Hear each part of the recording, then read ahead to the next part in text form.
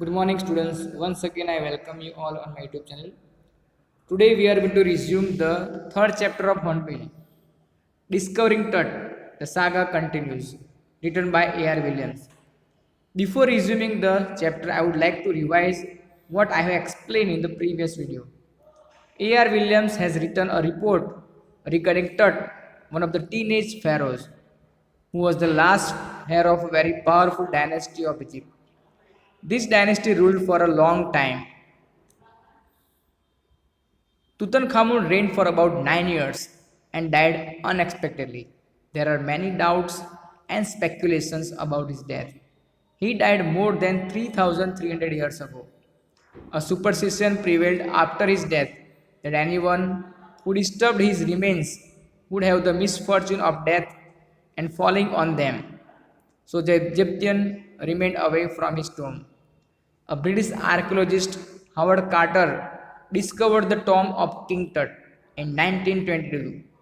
The resins used in the last rites had hardened and cemented the mummy of the young king to the bottom of solid gold coffin.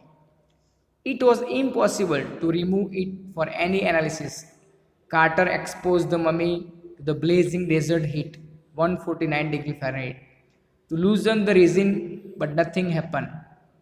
Then he used a chisel to remove the hardened material, and in the process, he broke every major joint of the mummy and removed the head to separate it from the coffin. Then they reassembled the remains on a layer of sand in a wooden box with a padding to conceal the damage.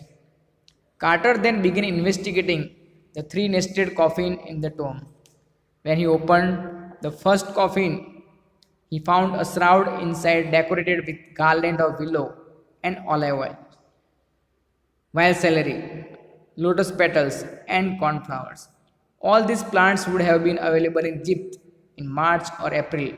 So, the faded evidence of the plant suggests that the king tut might have been buried in the month of March or April.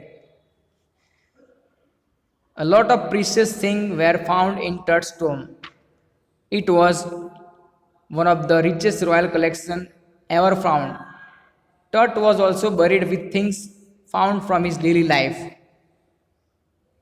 such as bronze laser, linen undergarments, board games, cases of food and wine, all believed to assist him in afterlife. So now let us resume the explanation.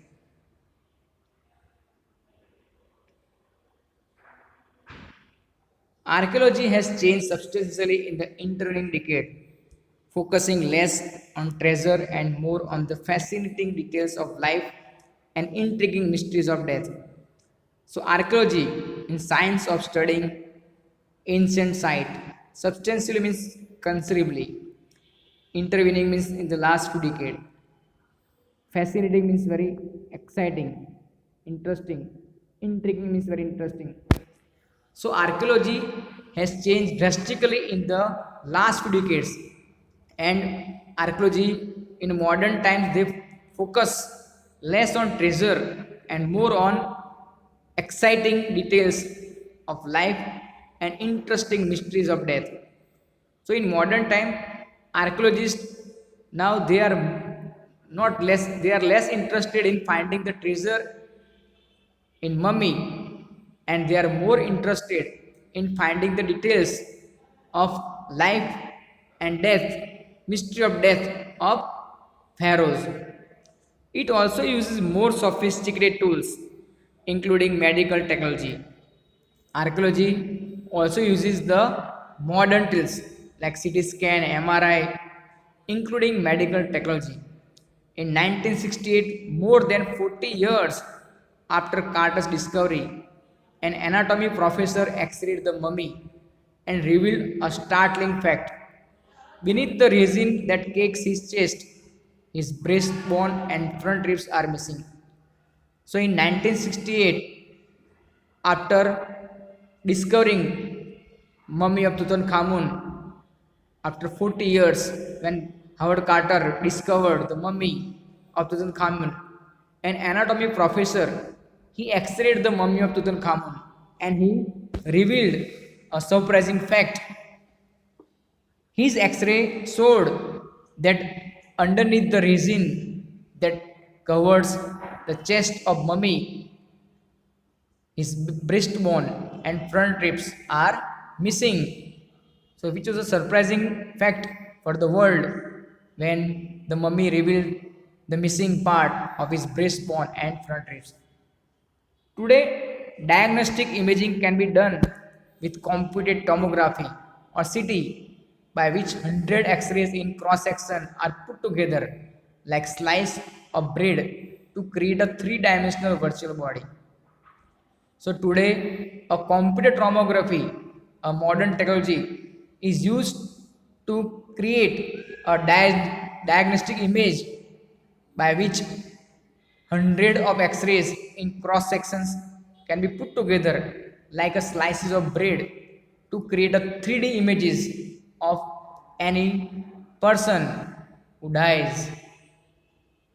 What more would a CT scan reveal of Tut than the X-ray? And would it answer two of the biggest questions still lingering about him? How did he die? And how old was he at the time of his death? So now the mystery behind the death of Tutankhamun. So what more would a CT scan reveal? The CT scan would reveal Tut's death and how old he was at the time of death. These are the biggest questions lingering, lasting for so many years. King Tut's demise was a big event. Demise means death. The death of Tutankhamun was a historical event, even by his royal standards. He was the last of his family line. Line means lineage, dynasty. Tutankhamun was the last heir of his family lineage, and his funeral was the death rattle of a dynasty. When he was buried, his funeral was the death rattle of it was the end of the dynasty, his dynasty. But the particulars of his passing away and its aftermath unclear. Particular means detail. But the details of Tutankhamun's death and its aftermath, the details after his death, the survey, research after his death are unclear. Amenhotep III, Tut's father or grandfather, was a powerful pharaoh who ruled for almost 4 decades at the height of 18th dynasty's golden age. Amenhotep III, who was the Tut's father or grandfather, he was a powerful pharaoh. He was a powerful king who ruled for almost 4 decades at the height of 18th dynasty's golden age, and his ruling in Egypt was considered as the golden age because he made so many changes for the people. His son Amenhotep IV succeeded him and initiated one of the strangest periods in the history of ancient Egypt. After the death of Amenhotep III, Tut's father or grandfather, his son succeeded. His son Amenhotep, he took the throne of Egypt and he started one of the strangest period in the history of ancient Egypt. The new pharaoh promoted the worship of Aten, the sun disk. The new pharaoh Amenhotep IV, after coming to the throne, he promoted the worship of the Aten, the sun god. Changed his name to Akhenaten. He also changed his name to Akhenaten, or servant of Aten, servant of sun god, and moved the religious capital from the old city of Thebes to the new city of Akhenaten, known as Amarna. He also moved the religious capital from the old city of Thebes to the new city of Akhenaten, now known as Amarna. He further shocked the country by attacking Amun. Amenhotep IV, he shocked the country, Egypt, by attacking Amun, a major god, smashing his images. Smashing means destroying. Amenhotep IV, he destroyed all the idols of Amun, a major god, and closing his temple. He also closed temples of Amun, major god for the people. It must have been a horrific time, said Ray Johnson, director of the University of Chicago's Research Center in Luxor. According to Ray Johnson, it must have been a horrific time for the Tutankhamun's dynasty because Amenhotep IV has brought this type of changes. The family that had ruled for centuries was coming to an end. The way Amenhotep IV he made changes, it seemed that the family that had ruled for centuries was coming to an end. His dynasty was going to be over. And then Akhenaten went a little wacky. Wacky means eccentric. Akhenaten became eccentric. After Akhenaten's death, a mysterious ruler named Smenkhkare appeared briefly and existed with hardly a trace. So after the death of Akhenaten, his place was taken by a mysterious ruler. The throne of Egypt was taken by Smenkhkare, who appeared briefly, who ruled for shortly, and existed with hardly a trace. And without any trace, without any sign, he passed away, he died. And then a very young Tutankhaten took the throne after the death of Smenkhkare. After the departure of Smenkhkare, very young Tutankhaten, took the throne. King Tut, as is widely known today. Tutankhaten, nowadays, he is known as King Tut. The boy king soon changed his name to Tutankhamun. Tutankhaten, after becoming king, he changed his name to Tutankhamun, living image of Amun, because he considered himself as living image of Amun, and oversaw a restoration of the old ways. After becoming king, he brought out a new changes, old ways and old laws started by his grandfather Amenhotep III. He directed new changes.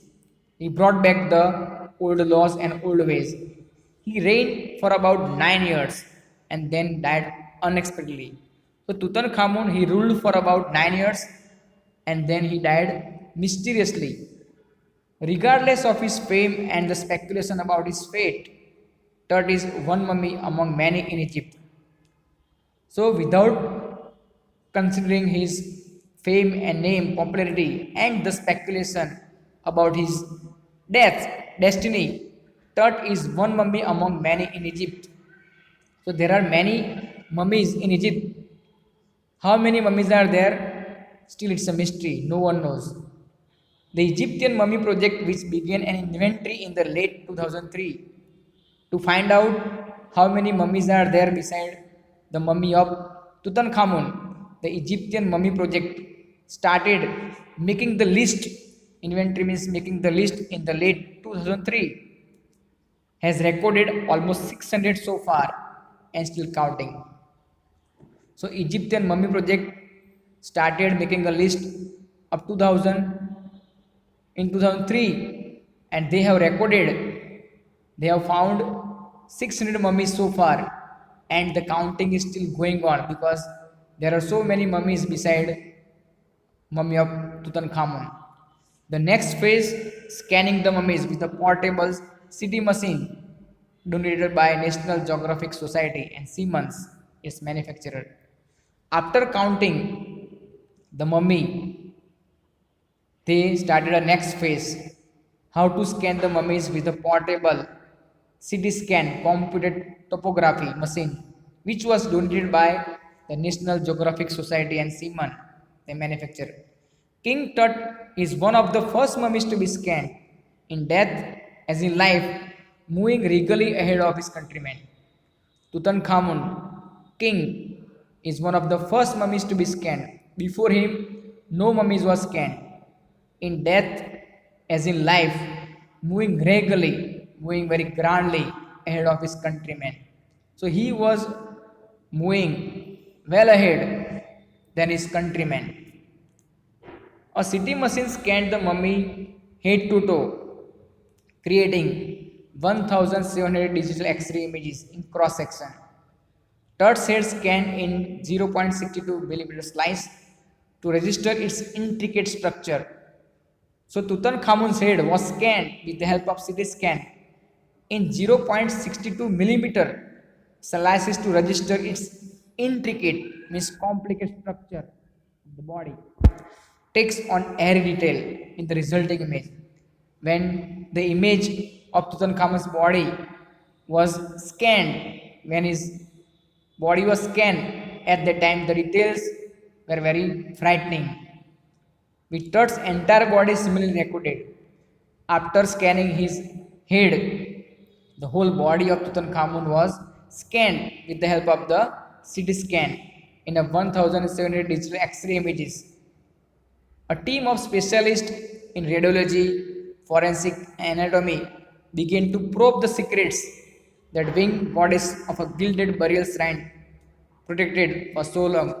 After scanning the body of Tutankhamun, the other specialists in radiology, forensic, and anatomy, they also started investigating the secret behind the death of Tutankhamun, who was known as Wicked Goddess, who was buried with gold in his tomb and who was protected for so long in his mummy. The night of the scan, workmen carried Tut from the tomb in his box. The night when Tutankhamun's mummy was scanned, the workmen they carried Tutankhamun's body from tomb in his box. Like pallbearer, they climbed a ramp and a flight of stairs into the swirling sand outside, then rose on a hydraulic lift into the trailer that held the scanner. So the workmen they carried the coffin like a pallbearer carried the coffin, and they climbed a ramp. Ramp means rope, slope. They climb a slope and a flight of stair into the swirling sand outside. Outside, the sand was swirling, which was frightening. Then the workmen they rose on a hydraulic lift, which took them into the trailer where there was a scanner to scan Tutankhamun. 20 minutes later, two men emerged, sprinted for an office nearby. So when the process of scanning was going on, after 20 minutes, two men they came out of the they came out and they ran for an office nearby and returned with a pair of white plastic fan. The two workmen, those who came out and they ran for a nearby office and they took a pair of white plastic fan. The $1 million scanner had quit because of sand in a cooler fan. The workmen they had to take the pair of white plastic fan because the $1 million scanner had stopped working because of sand in cooler fan. Curse of the Pharaoh, joked a guard nervously. Even a guard who joked nervously, he considered the stopping of the scanner by comparing with the curse of the Pharaoh. He believed it was the curse of Pharaoh that the $1 million scanner had stopped working. Eventually, the substitute fan worked well enough to finish the procedure. Finally, the substitute fan, which was brought by the workmen, worked well enough to finish the procedure of scanning. After checking that no data has been lost, the technician turned Tut over to the workman. So, after checking that no data has been lost, so when the scanning of Tutankhamun's body was done, they have found that no data had been lost. The technician they turned Tutankhamun's body over to the workman, who carried him back to his tomb, and the workman they carried the dead body back to his shrine, to his tomb, from where they have brought it. Less than 3 hours after he was removed from his coffin. So Tutankhamun was removed from his coffin for 3 hours, and after 3 hours of process of scanning, the pharaoh again rested in peace.